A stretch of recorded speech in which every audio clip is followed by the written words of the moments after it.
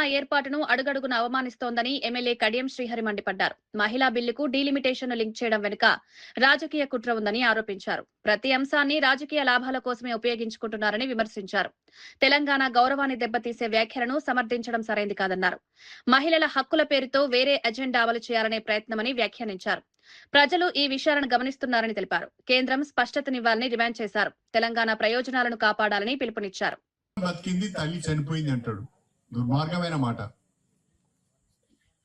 ఇంకొకడు అంటాడు తెలంగాణ ఏర్పడిన దినమే ఒక బ్లాక్ డే అంటాడు. ఇంకోడు నిన్న తేజస్వి సూర్య అని ఒక బీజేపీ ఎంపీ నిన్నగాక మొన్న పార్లమెంట్ లో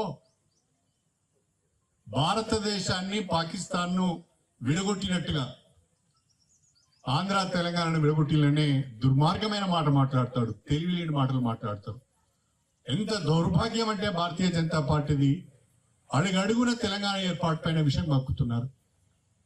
ఈ 12 సంవత్సరాల కాలంలో కేంద్రంలో ఉన్న భారతీయ జనతా పార్టీ ప్రభుత్వము తెలంగాణకు ఒక్కటంటే ఒక్క ప్రాజెక్ట్ ఇవ్వలేదు, 1,000 కోట్ల రూపాయల సహాయం చేయలేదు, తెలంగాణకు ఒక విశ్వవిద్యాలయాన్ని ఇవ్వలేదు. ఇక ఆయన ఉన్నాడు మంత్రి కిషన్ రెడ్డి, ఇంకో ఆయన ఉన్నాడు బండి సంజయ్. కాస్తంతా కూడా సిగ్గు లేదు, తెలంగాణ సోయి లేదు. వాళ్ళంత దారుణంగా మాట్లాడితే ఇది తప్పు అని చెప్పే పరిస్థితి లేదు. దీన్ని ప్రజలు గమనించాలని చెప్పి నేను కోరుతున్నా. మీరు డీలిమిటేషన్ ను దీనితో కలపకుండా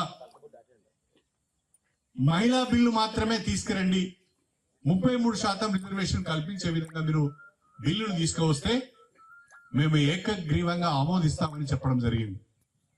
భారతీయ జనతా పార్టీకి మహిళా బిల్లు పాస్ కావాలని లేదు.